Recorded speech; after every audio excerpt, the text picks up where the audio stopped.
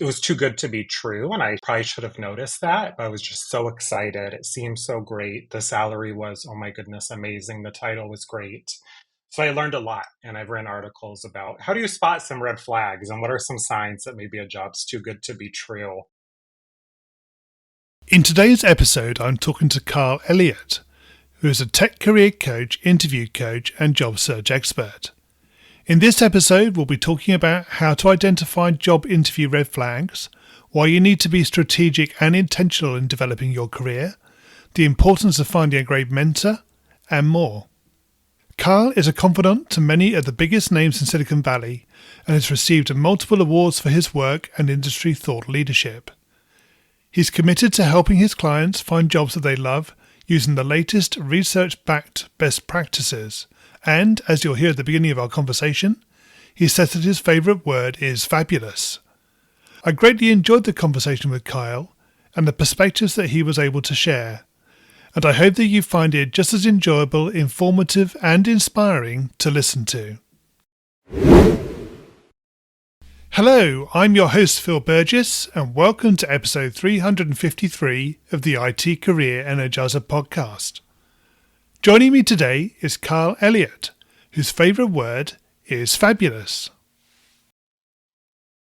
Thank you for having me today. I'm so excited to be here and be talking about the work I do to help people find jobs they love. Indeed, exactly, and I'm delighted to have you on the show. I wanted to start with that last point, actually. So could you maybe tell us why fabulous is your favourite word? I love the word fabulous because I believe every human is fabulous, and I get to work with some of the most fabulous people on earth who are leading huge projects, huge initiatives for some of the largest companies on earth. And sometimes they forget they're fabulous. So I get to help them remind them that they're fabulous and what's unique about them. So that's one of the reasons I love that word. And I think it's just a fun word that sometimes people forget is out there. Yes, indeed, indeed. And is that something that sort of evolved or is something you just deliberately chose? No, it evolved, definitely evolved over time. It wasn't something I embraced as much. And then I realized people love it. And now my clients, when it's their birthday or they land a new job, I actually send them a coaster. My brand is Caffeinated Kyle, and I send them a coaster that says, "You are fabulous," to remind them. Because oftentimes the tech executives I work with forget how great they are and need that little boost of confidence. And it's a reminder that they're fabulous, that they've done fabulous stuff. Before we get into the sort of the general flow of the interview, I'd like to ask you a little bit about how you actually became a career coach. What is the background to that and why you chose IT? Yes, I fell into it by accident. It's different than some people who started through HR or maybe had a successful job or two in tech and then decided they want to give career coaching a shot. I actually started on Fiverr. It's an online marketplace where you could charge $5 for different tasks. And while I was in university, I charged $5 for resume reviews, for LinkedIn profile summaries. Once Fiverr took its cut, I got like 375, and if I could do four resume reviews an hour, it was like 15 bucks an hour I made in college, which was some nice money. I was going to school in the San Francisco Bay Area, so a lot of my clients just happened to be getting jobs at Meta, Facebook at the time, X, Twitter at the time, LinkedIn, Google. So I developed this accidental niche in reviewing resumes for people in tech. And then over the next 6 or 7 years, this side hustle ended up growing from a few hours a week to 30 hours a week. And I wasn't just reviewing resumes, but I was writing them top to bottom for anywhere from entry level folks to executives. And I ended up leaving my full time job to do that full time. And then over the next few years, transition from resume writing to really coaching for executives in tech since I developed this niche. And now I've been doing that. Oh my goodness, next month will be, I think, 6 or 7 years that I've been coaching full time doing my business for tech leaders. Okay, right. I'm sure we're going to come back to this, but let's get into the sort of core of the interview. So, Kyle, can you share with us maybe a sort of top or number one career tip that maybe people wouldn't be aware or perhaps should be? Yes. So often job seekers come to me, clients come to me, and they say, "What's your magic trick? If I wanted to get a job in tech or wanted to become a CEO, what's your top trick?" And for me, I would say it's consistency. A lot of people want some sort of trick, but they don't want to put in the hard work. And this doesn't mean that you only work hard, that you only grind, that you don't look for more efficient ways. but it's to put in the hard work, to spend that time and energy and effort. That would be my top career tip, is to put in the effort and just not look for a quick trick. Because if there's a quick trick or a quick way to do it, everyone would be doing it. Do you think part of the skill around that is not only consistency, but it's identifying what the, if you like, the key result areas are? So where you get the biggest benefit of your efforts? Precisely. It's knowing where to focus that effort, and it not just being hard work, but really that smart work and knowing where to focus your effort. So you're not just wasting your time. So knowing here's a strategic and intentional area to focus, and now I'm going to focus there. So if you're looking for a job, maybe it's networking and focusing there and not just sending out hundreds or thousands of applications and grinding, but really being strategic and then consistently networking and building relationships. So, Carl, can you share with us your worst career moments and what you learned from that experience? Oh my goodness, yes. I lived in Seattle for several years. I went to graduate school at the University of Washington and had an amazing job at a nonprofit raising money, raising awareness for people living with mental health conditions. And I thought I landed this amazing job back in the Bay Area in Silicon Valley at this foundation raising money. So I moved from Seattle to San Francisco. It's about a 16-hour drive. And the first day at the new job was horrible. I was catfished. It was not what I expected. Um, I thought it was a new job. It was actually, I was the 11th or 12th person in this role. They kept going through people. The money they said they had raised before I was in charge of fundraising events, they had actually only raised a quarter of what they said. It was horrible. And I just left this amazing job for it. I had relocated for it. I had started telling people I was here. I had posted it on LinkedIn. I had updated all of my network. I had started reaching out to people to raise funds and get partnerships. So I had to quickly scramble, and I ended up going back to a previous job very quickly. And that job ended up working out great, but it was horrible in the moment. It was really scary thinking I had relocated, found a new place to live, all of that. And it was something I learned a lot about myself in that moment. Yeah, I'm sure, and of course that experience must sort of play into what you do now. So taking that experience and helping other people identify the important things about maybe an opportunity or a job that they're considering, so they don't end up in a similar situation. Exactly. I wish something I hindsight's 2020, but I wish I would have went in person. I had never went in person. I only interviewed via Zoom. I had only met my boss and the CEO. I never talked with anyone else on the team. I'd reached out to people who knew the organization, but I never talked to any colleagues throughout the interview process. And it was too good to be true. And probably should have noticed that. But I was just so excited. It seemed so great. The salary was, oh my goodness, amazing. The title was great. So I learned a lot, and I've written articles about how do you spot some red flags and what are some signs that maybe a job's too good to be true.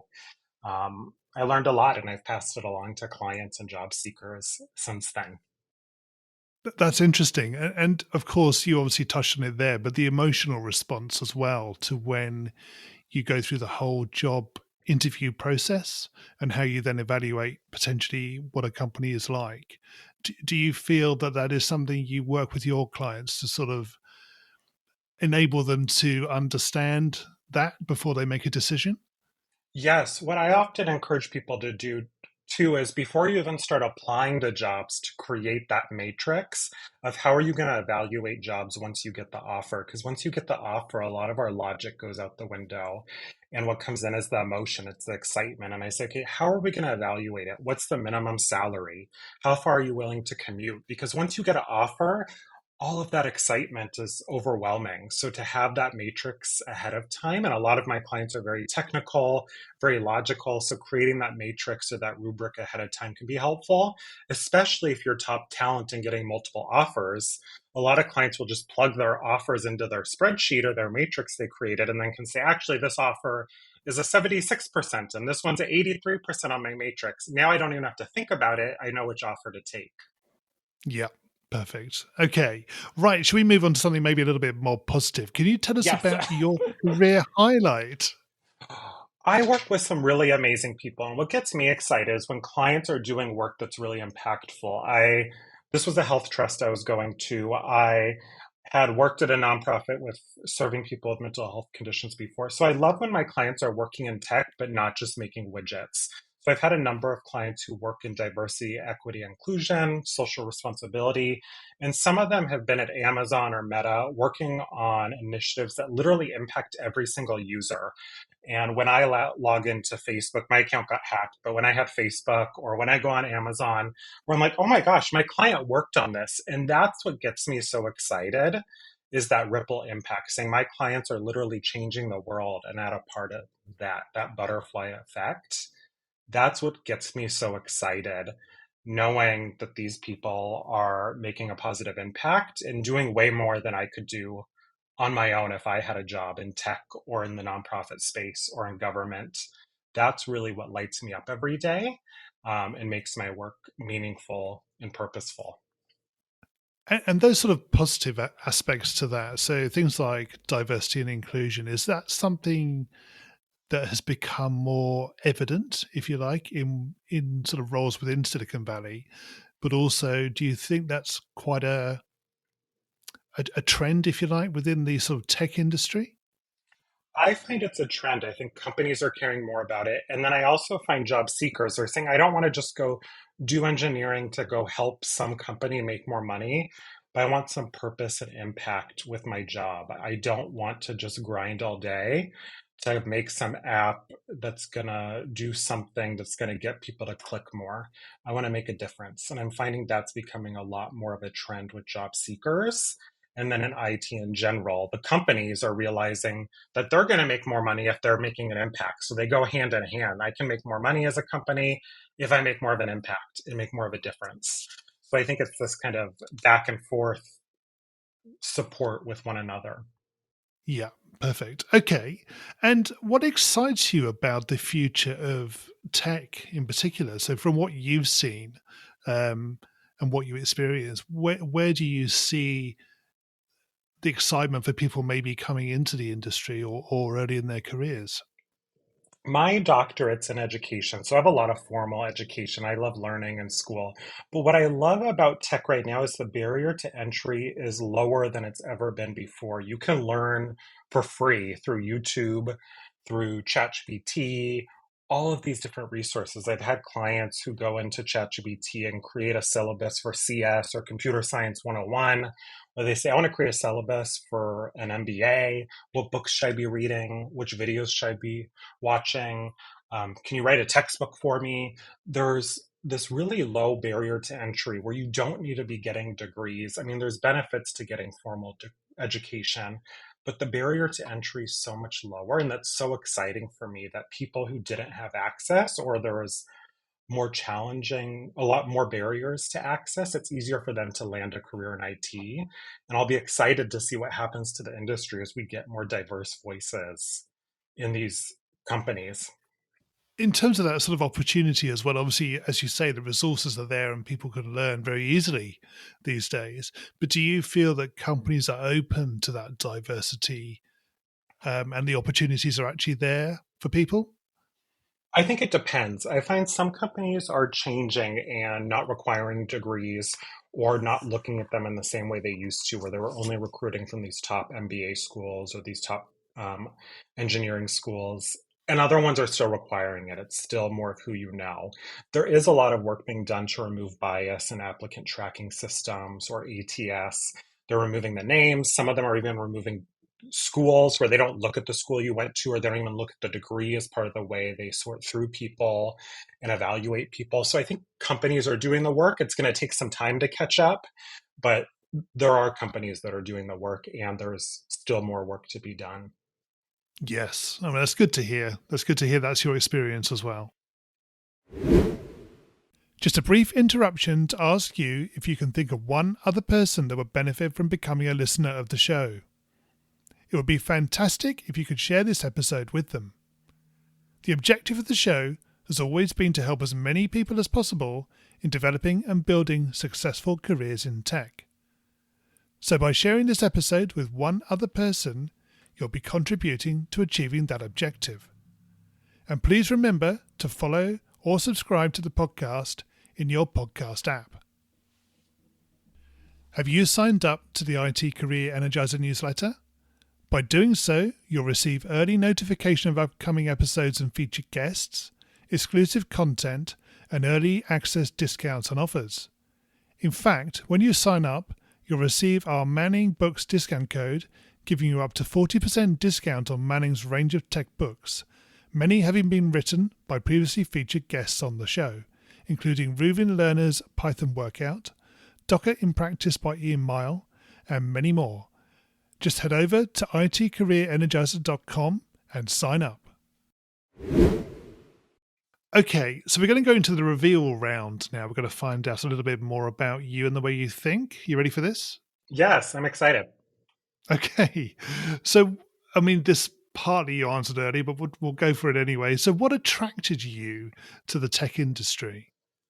100% by accident. I'm actually one of the least tech savvy people. My clients laugh because they often have to do things for me.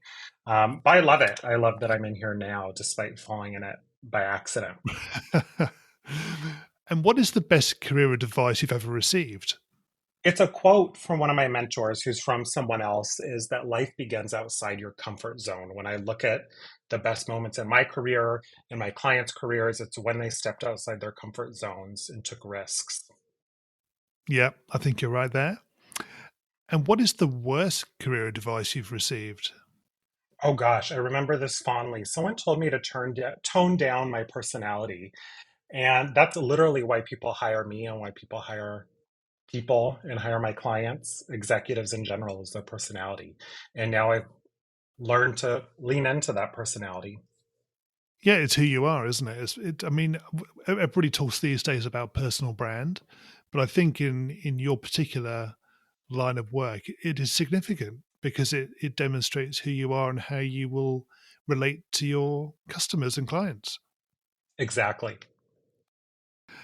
If you were to begin your career again in today's world, what would you do?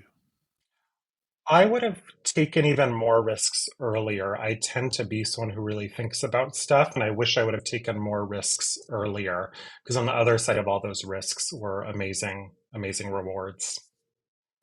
And what career objectives are you focusing on? Right now, it's working less. That's one of my goals as a career coach is to model working less. I've used to work like 80 hours a week, and now it's down to like 35 or 40. And my next goal is like 25 or 30 hours a week so I can travel more, learn more, relax more. That's the next goal on the horizon. And what's the number one non technical skill that has helped you in your career so far? Ooh, it's interesting being on the other side of this, but it's asking questions. I am known for asking deep, moving questions that get people thinking. So it's fun being on the other side of that right now. Yeah, indeed. And what do you do to keep your own career energized? Travel. I love traveling. Every weekend, my partner and I have a no work Saturday where we travel. Sometimes it's local, other times it's further. We just went to Vegas with my parents. We yesterday booked a trip for the Dominican Republic, so we're constantly traveling. And away from technology, what do you do? Obviously, the traveling you've just mentioned, but do you have any sort of pastimes or hobbies or anything that you do? Yes, earlier this year we started Pilates, which has been a lot of fun. We started in January, so we're around 5 months now, and it's been amazing. And Disneyland. We have passes to Disneyland. So we moved actually from the Bay Area of San Francisco down to Southern California to Santa Barbara during the pandemic to be closer to Disneyland. And we go about once a month to Disneyland. Right. Oh, you must enjoy. Are you a bit of a rides person? Yes, I love the rides. Yeah, Right. I love the rides. And then working with executives, I love the systems, just watching how all the systems work and interact, the marketing, the technology. It's just so cool seeing how this huge operation works and appears so seamless and magical. Yes, it is impressive, isn't it? Definitely. Okay. Kyle, can you share with us a parting piece of career advice? Find mentors. Mentorship is critical to shortcut to success, even though you still have to do that hard work. Find mentors both within and beyond tech who can support you along the journey and serve as those sounding boards to provide you that guidance and that coaching as you navigate your career. Yeah, I mean, if someone was looking for a mentor, what do you recommend they do? What's the best place to look? My favorite's LinkedIn is one place. Find people who are where you want to be 5, 10, 20 years from now in life, in their career, in tech and beyond tech, and reach out to them. And I wouldn't start with, I want you to be my mentor, but even just set up a conversation, learn about their career, learn what went well, what mistakes they made. And then if that goes well, that might turn into a mentorship relationship. And if it doesn't, you at least learn some great nuggets from your conversation. I was just wondering as you were talking then, obviously your clients come to you for coaching and support in their careers, but do you find a lot of them have mentors as well? I find it's a mix. Some of them have quite a few mentors they turn to. Other ones have none. And that's one of their first piece of homework assignments, or one of their first piece of homework assignments often is to get a half dozen or so mentors who can serve as that board of advisors to provide them support throughout so that when they're evaluating multiple job offers, when they're working on their resume, when they're thinking about what companies to target, they have people who can say, hey, here's some ideas to think about. So it's not just them in their own mind bouncing around ideas, but they have people around them. And I find the people who are most successful or at least navigate their career most effectively are the ones who have mentors around them. Right. And so in summary, you say everybody should have a mentor. Oh yeah, several, several. Yes. Perfect. Okay, great. That's a great piece of advice to finish on. Kyle, where can we find out more about you and connect with you? My website, caffeinatedkyle.com, is great. And then I spend a lot of time on LinkedIn, Kyle Elliott with two L's and two T's. Kyle, thank you so much for joining me on the podcast today. It's been great chatting with you. Thank you for having me. You've been listening to Phil Burgess and Kyle Elliott on the IT Career Energizer podcast.